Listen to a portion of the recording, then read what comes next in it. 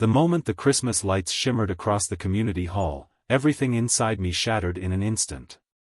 1 second my 12-year-old daughter sat quietly in her wheelchair near the gingerbread table, and the next, I heard the cold metallic click of a handgun being raised.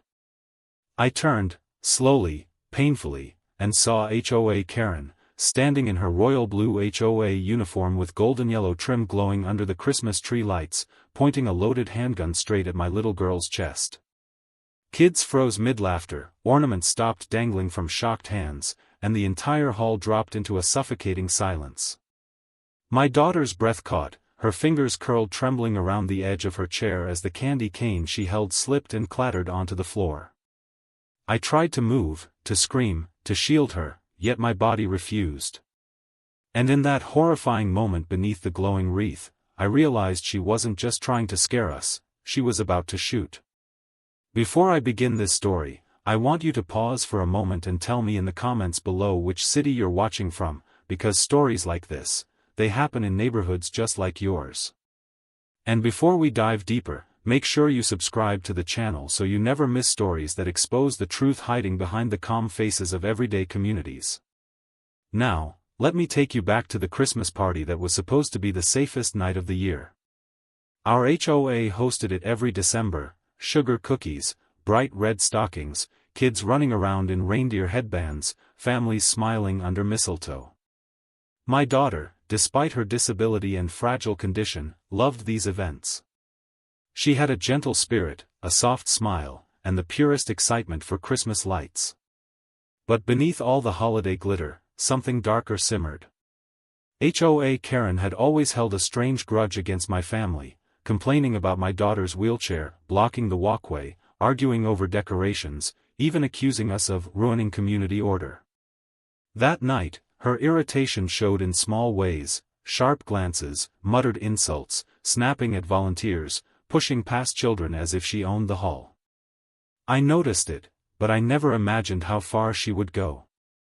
The party music played softly, kids lined up for hot cocoa, and my daughter sat near the cookie table, humming along with the choir. But Karen kept circling us like a shadow, her face tightened, her fists clenched, her tone colder than the winter air outside. Something was off. Terribly off, and as the evening grew tense, a silent dread crept into my chest. I didn't know it yet, but every step Karen took that night was leading us toward the unthinkable moment when Christmas joy would shatter into a nightmare none of us would ever forget. The moment Karen's hand slipped inside her HOA-issued winter coat, something inside me tightened, a cold instinct whispering that whatever she was about to do would change our lives forever, but even that warning wasn't enough to prepare me for the horror that exploded into the room next, because when her hand emerged, it wasn't holding a complaint notice, or a phone, or even another one of her petty rulebooks. It was gripping a cold, black handgun, its barrel gleaming under the Christmas tree. Lights like a serpent's fang ready to strike, and for a full second the entire community hall froze in perfect, impossible silence, as if the world itself had stopped breathing. Then chaos ripped through the air. Kids screamed and dropped their candy bags, parents gasped and stumbled backward, the choir stopped mid-song, the holiday music glitching into a static crackle as the speakers overloaded from the sudden surge of terrified shrieks. Tinsel and ornaments trembled on the tree as people scrambled toward exits, but I stood rooted to the wooden floor, my heart slamming painfully against my ribs because Karen wasn't waving the gun around randomly, she had it aimed directly at my 12-year-old disabled daughter. My little girl, sitting in her wheelchair beside the gingerbread table, stared at Karen with wide, terrified eyes, her breath hitching, her fingers gripping the armrest so tight her knuckles turned white. Her lip quivered, her chest rose and fell too fast, and the soft candy cane she'd been holding slipped from her hand and rolled slowly across the floor, the tiny red-white stripes blurring as tears started streaming down her face. I tried to move, to shout, to block Karen's line of fire, but my legs felt paralyzed, as if fear itself had coiled around my muscles and locked them in place. Karen's face twisted into something unrecognizable, her eyes wild and unfocused, her mouth curled into a warped smile that held no warmth, only a frightening sense of triumph, like she had been waiting for this moment, craving it, feeding on it. I told you people, she screamed, her voice cracking with rage and hysteria as she stepped closer, waving the gun in jagged motions that made parents duck behind tables and shield their children. I told you your daughter doesn't belong here. You never listen. You never listen. Her shriek echoed off the hall walls, bouncing between the wreaths and garlands like a violent ghost. My daughter whimpered, a small, broken sound that shredded my heart. I forced my foot to lift, then another, inching toward her, but Karen snarled and pointed the gun directly at my chest. Don't move, she barked, her voice trembling with manic energy. I swear I'll fire. And the worst part was, I believed her. The terror on the crowd's faces, the trembling in her hands, the madness in her eyes, everything screamed that this wasn't an empty threat. Around us, people ducked under tables, clutching their children, whispering prayers. A volunteer desperately tried to call 911 behind the Cocoa station, but Karen turned toward the sound, the gun jerking violently in that direction, making the volunteer drop the phone with a loud clatter. Nobody is calling anyone, she yelled, her breaths heavy and uneven, her hands shaking but her grip deadly firm. She stepped closer to my daughter, who now had tears rolling down her cheeks, her shoulders trembling, her small body shrinking into the wheelchair as if hoping to disappear. I couldn't take it. Fear or no fear, I moved, my body finally breaking free from the paralysis, and I lunged forward, throwing myself in front of my daughter, hands raised, palms open. Karen, stop! I shouted, voice cracking. Please, she's just a child. For a split second, something flickered in Karen's eyes, recognition? Hesitation, but it vanished as quickly as it came, replaced by the same deranged fury that had consumed her from the moment she walked into the hall. A child who ruins everything, she spat. A child who breaks the rules. A child who thinks the world has to bend for her. My daughter let out another sob, curling her fingers into the blanket covering her legs, and I felt something inside me snap, the kind of primal, unstoppable instinct only a parent in danger feels. If you're angry, I said, voice trembling but firm, take it out on me, just leave her out of this. But Karen only shook her head, laughing a chilling, breathless laugh. No, no, no, no, she whispered, tilting her head like someone listening to a voice inside their own mind. Tonight, people finally learn not to ignore me. And before I could speak again, before anyone could blink, before the room could draw another breath, she pulled the trigger. A deafening blast tore through the hall, echoing through the rafters, shattering glass ornaments, making children scream and adults dive to the floor. The bullet whizzed past me so close I felt its heat slice the air beside my ear, and it slammed into the giant wooden nutcracker behind us, splintering its chest and sending pieces flying across the floor. My daughter screamed, covering her face with her hands, and I whirled around, grabbing her shoulders, checking frantically to make sure she wasn't hit. The crowd erupted into even deeper panic, people shoving toward the exits, tripping over chairs, pulling their kids along. But Karen wasn't stopping. She raised the gun again, her chest heaving, her face blotchy with rage. Nobody leaves until I'm done, she bellowed. And in that instant, as the second round of terror swept over the room, I realized the nightmare wasn't ending, it was only beginning. The gunshot's echo hadn't even died before chaos erupted into a raw, uncontrollable storm. Parents scrambled toward their children, pulling them behind folding tables, diving behind Christmas decor, some even pressing themselves against the walls with shaking hands, while others ran for the exits, only to freeze when Karen swung the handgun toward the doorway and screamed for everyone to stay where they were. My daughter was trembling so violently her wheelchair shook beneath her, her breath sharp and shallow, her fingers digging into her lap as if trying to ground herself from the terror spiraling around her, and I crouched over her, shielding her with my entire body, whispering, it's okay, I'm here," though my voice betrayed me with its own fear.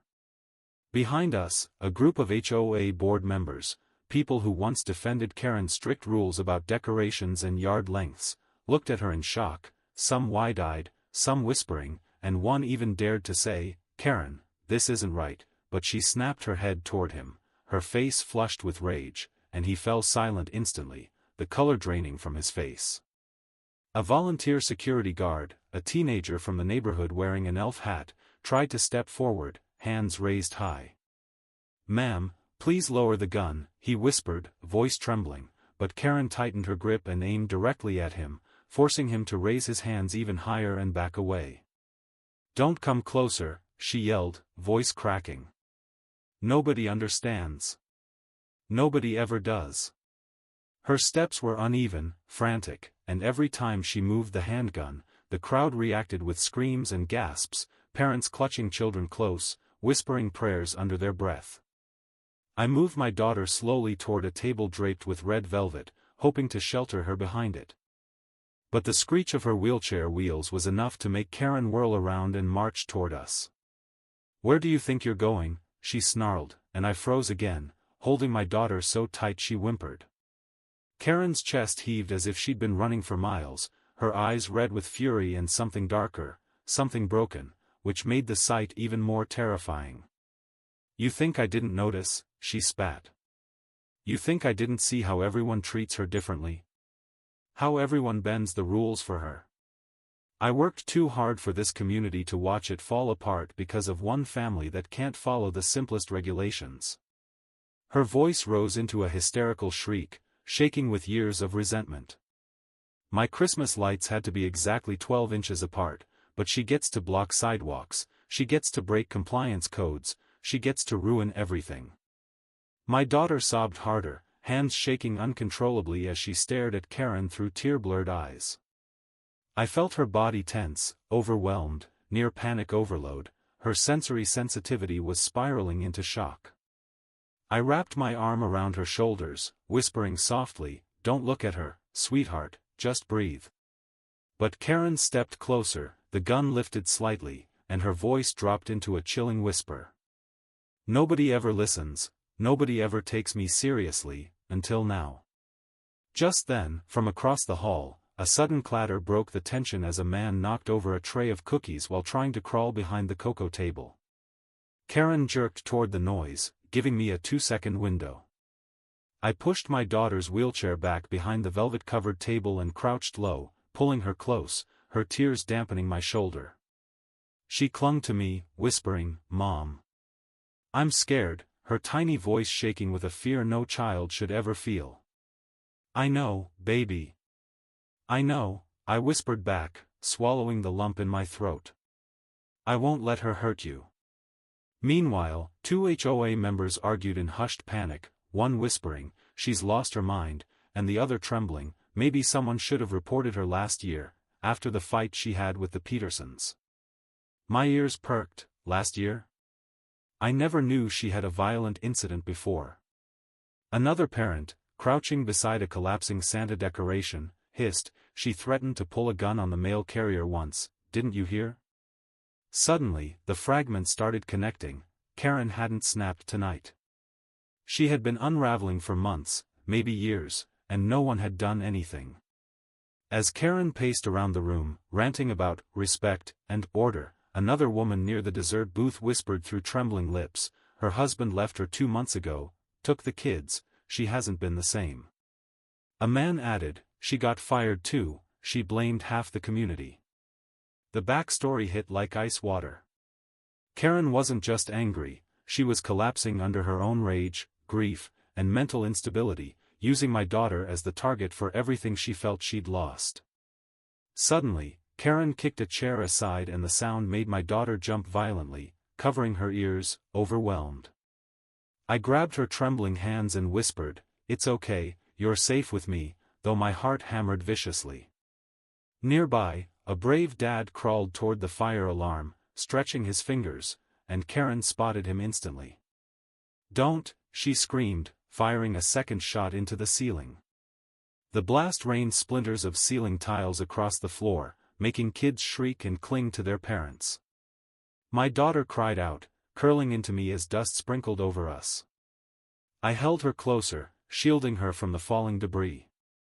The security volunteer tried again, inching forward, pleading, "Please, we all just want to go home."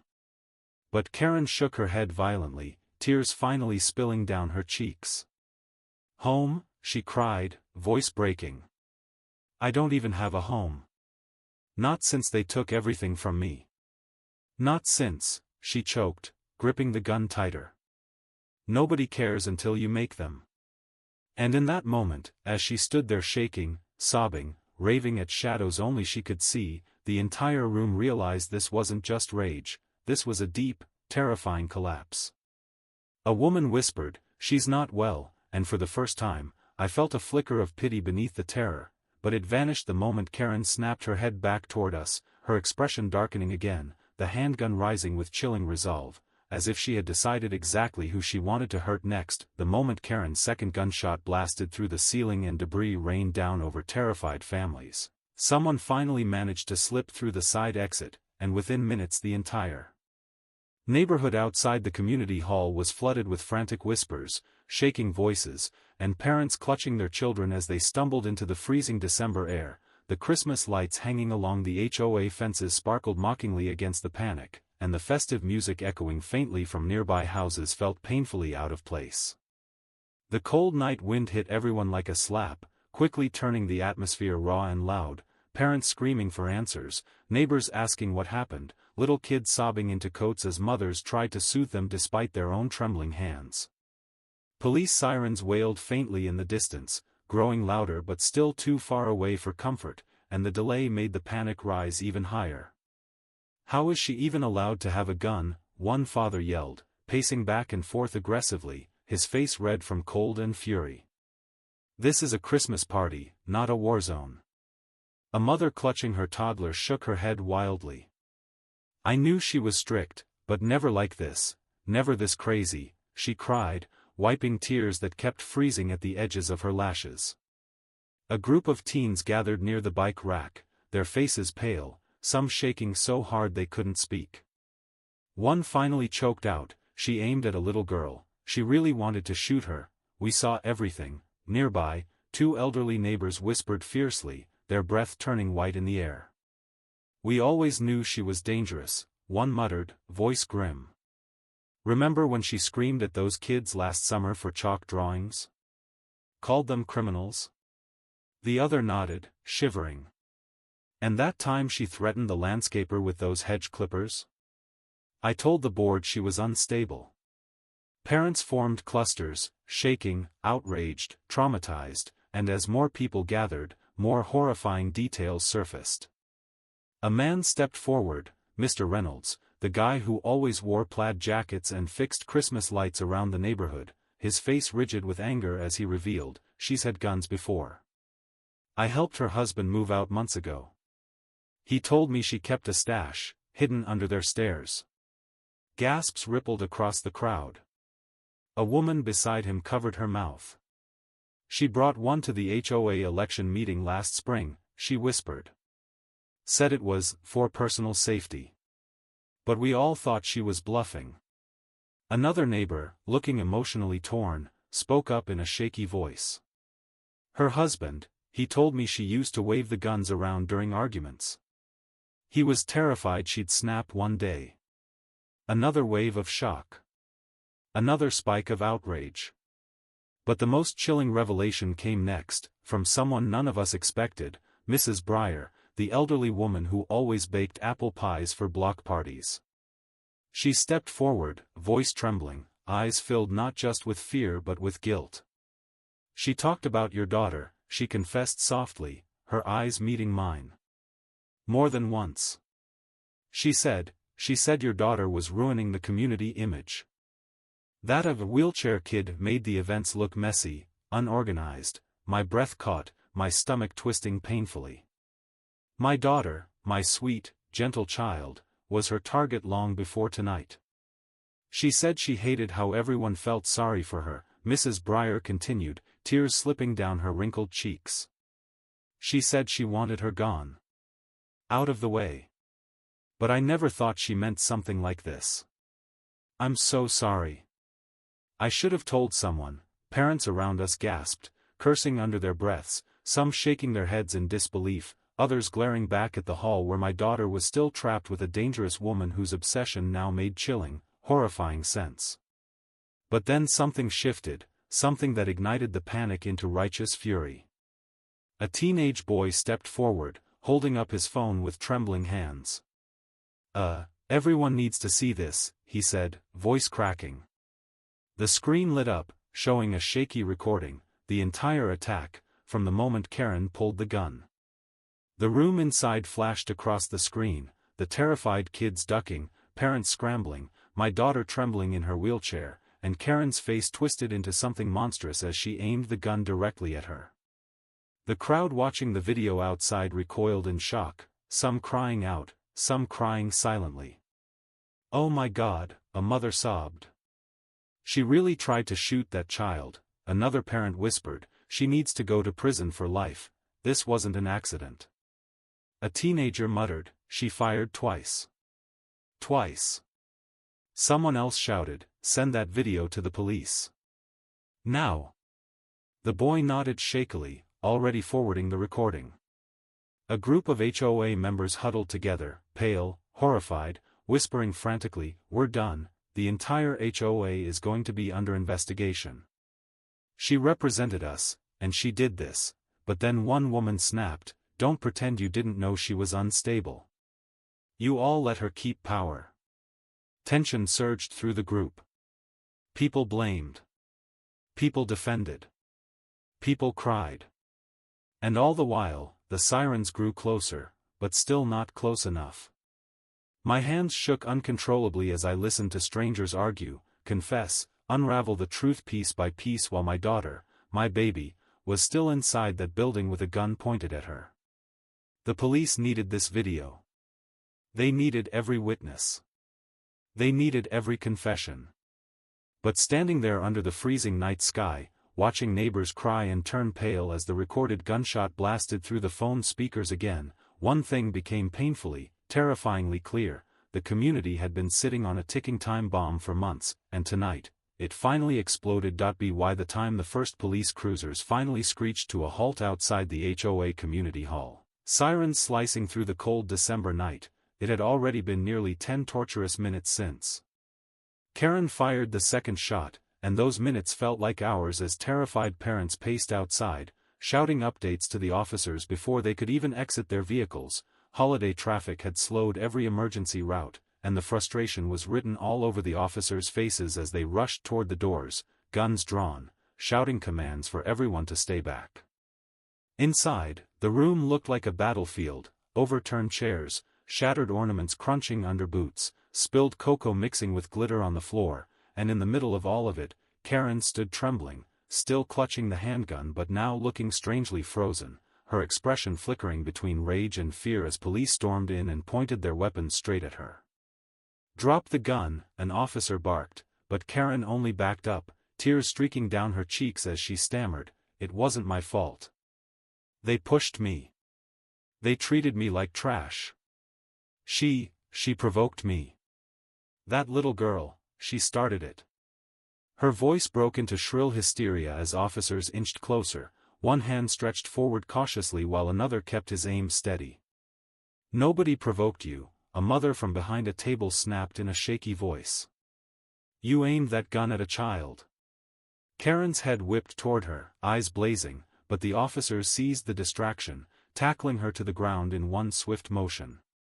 The gun clattered across the floor and slid under the cookie table. Karen screamed and kicked, sobbing, "I was just trying to protect the community. She doesn't follow rules.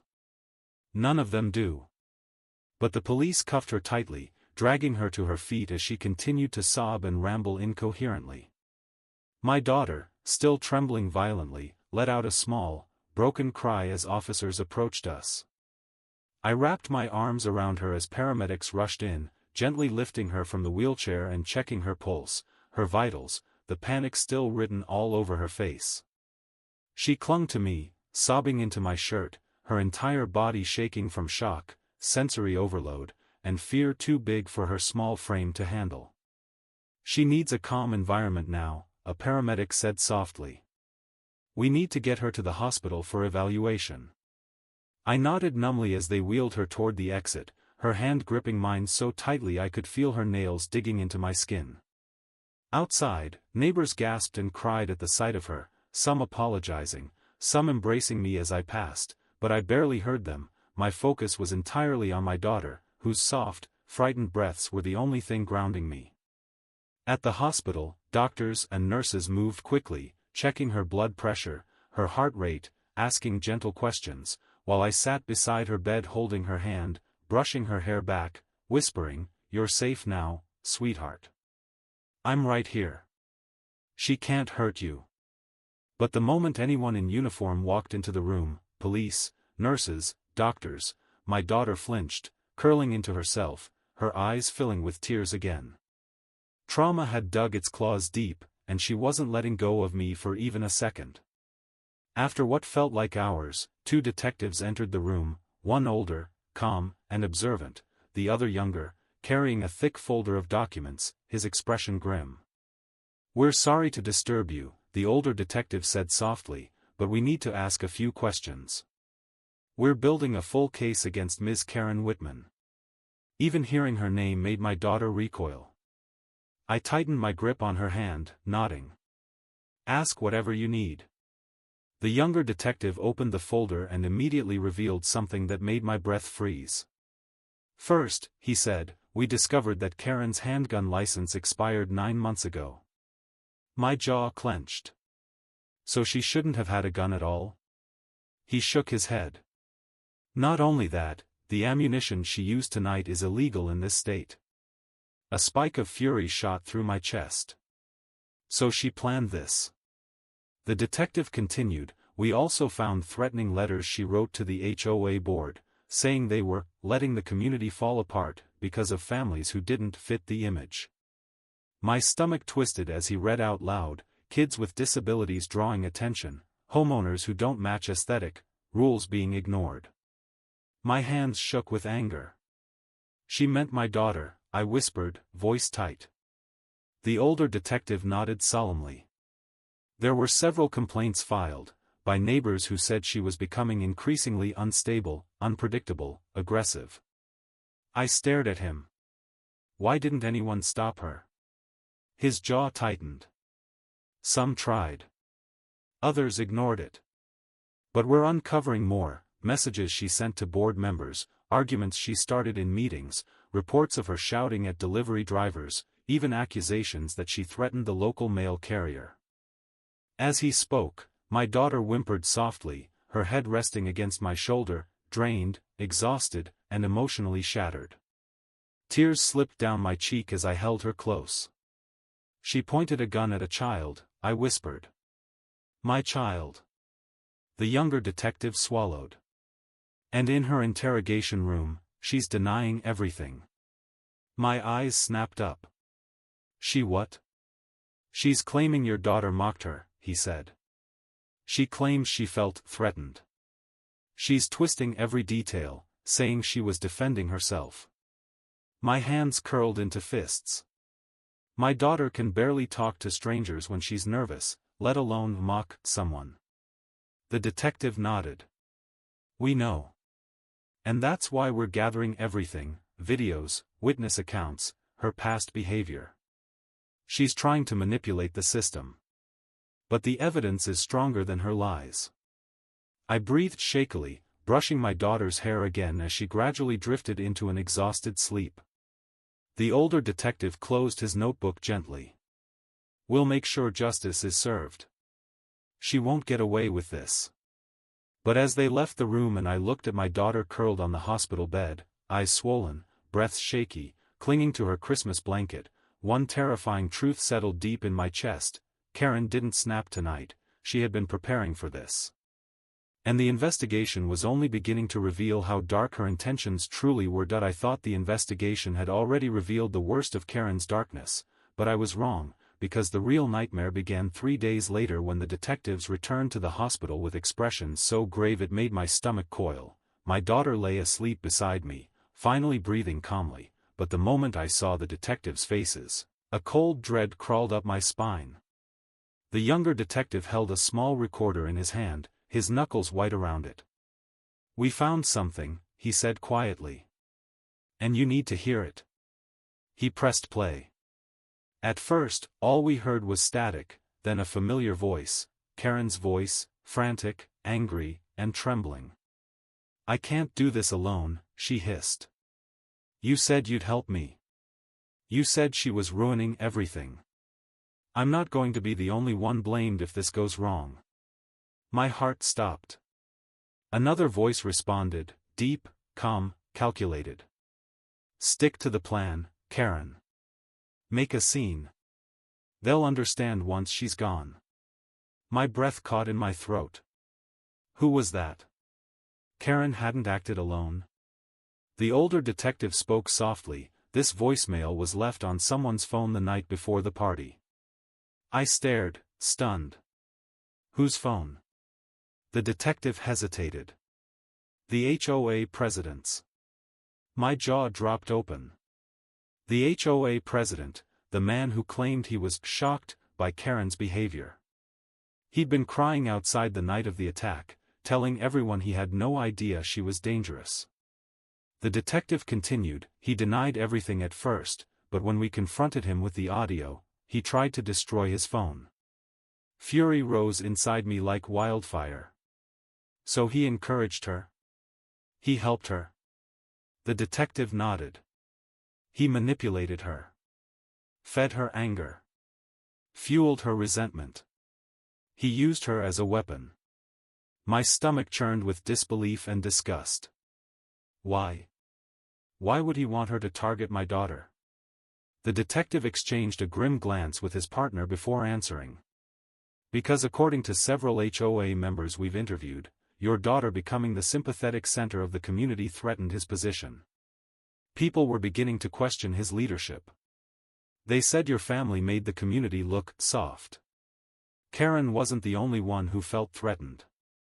My chest tightened painfully. My daughter?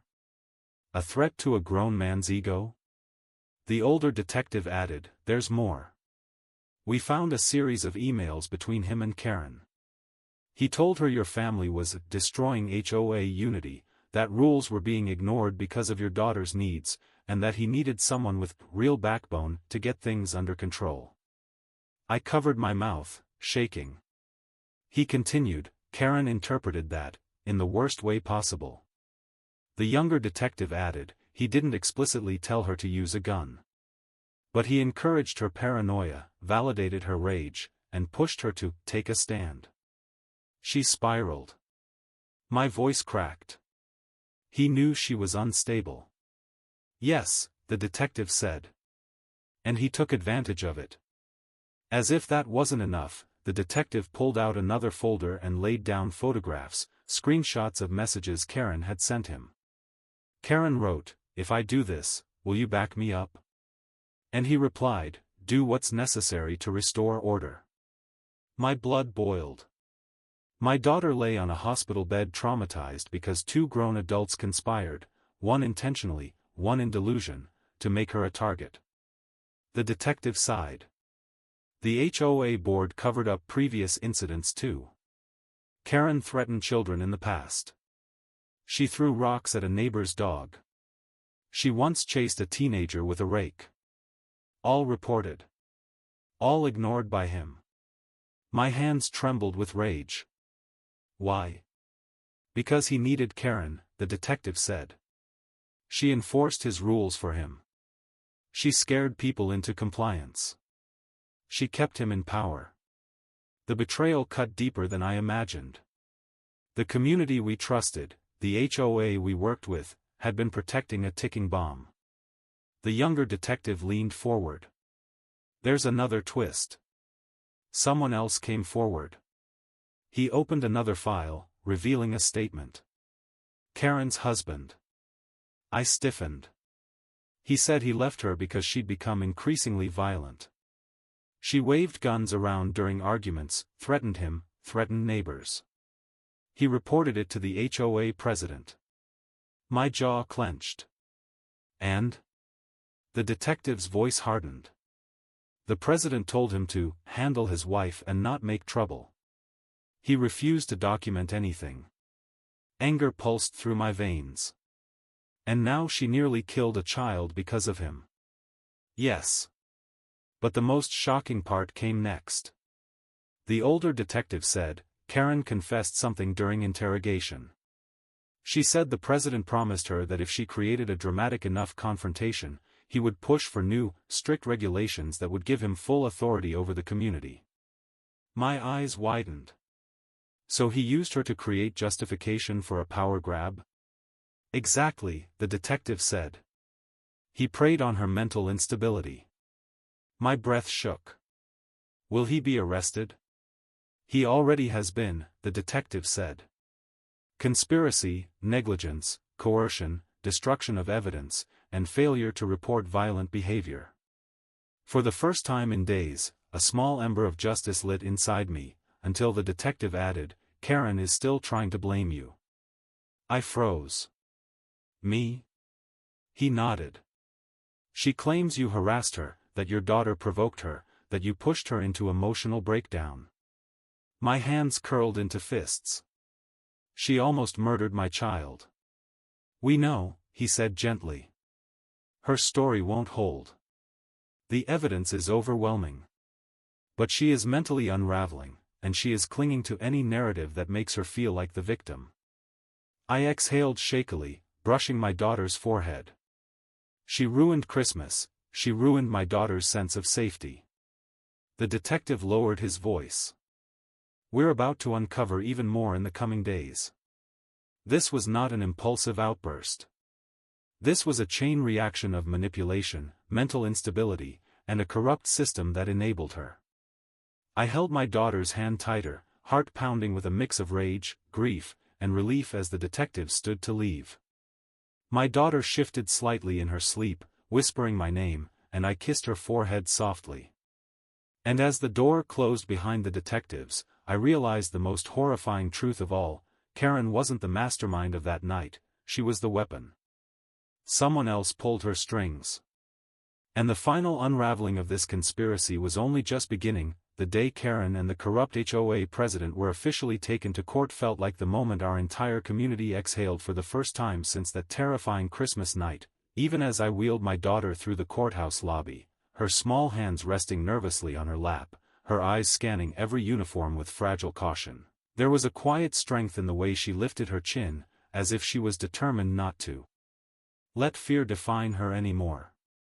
Inside the courtroom, Karen looked nothing like the furious woman who had once aimed a handgun at my child. She appeared pale, disheveled, and hollow-eyed, her wrists trembling in their cuffs, yet the moment she saw us enter, her face contorted into the same venomous glare that once froze an entire Christmas party.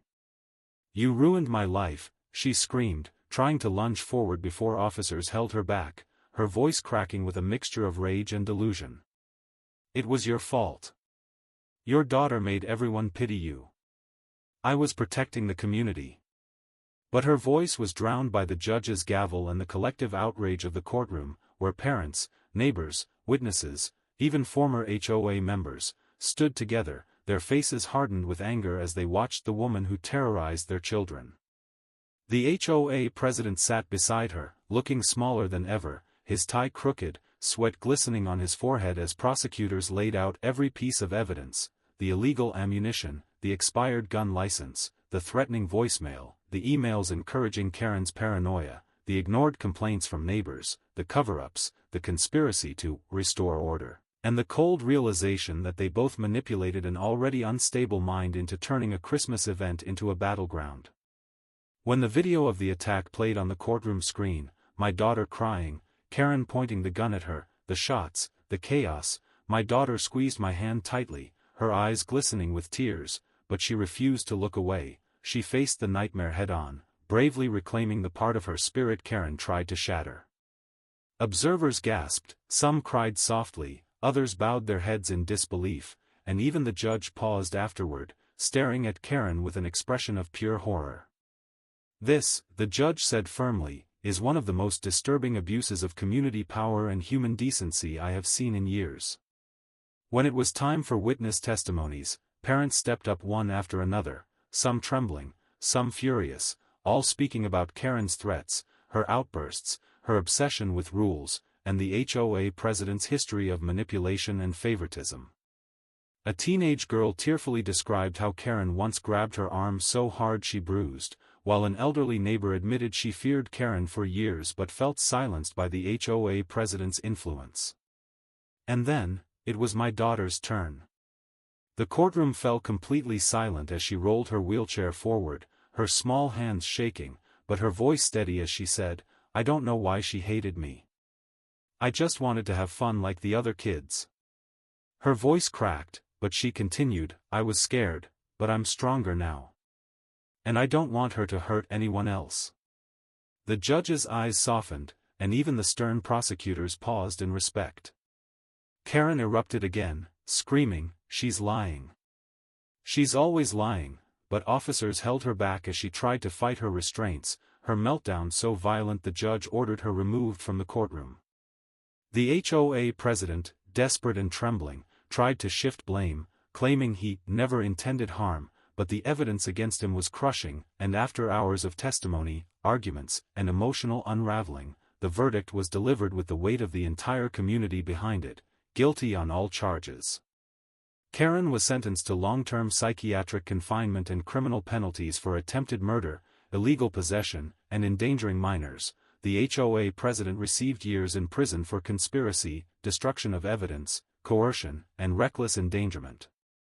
As they were escorted out, Karen still screaming incoherently, the president hanging his head in shame, a wave of relief washed through the courtroom, and parents hugged each other, tears of exhaustion and gratitude running down their faces.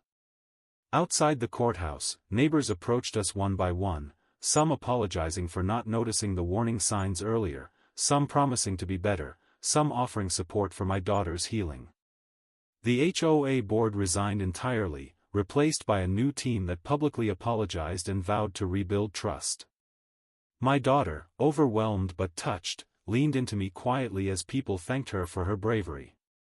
In the weeks that followed, she slowly began to regain pieces of the joy she lost. She slept longer, smiled more often, and even said yes to attending a small community holiday gathering in January.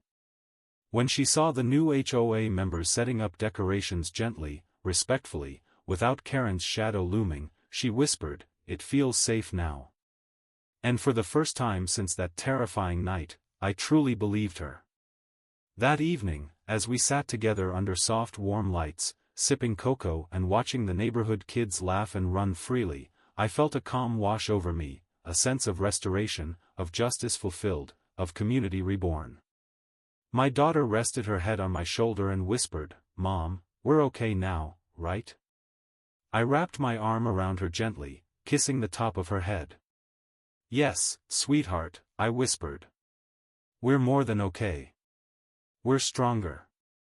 And as holiday lights glowed softly around us, reflecting gently in her healing eyes, I realized that no matter how dark that Christmas night became, our family's love, resilience, and unity had shone brighter, and that light would carry us forward. If this story touched your heart, please take one moment to comment below which city you're watching from. Your voice helps this message reach more families who need to hear it.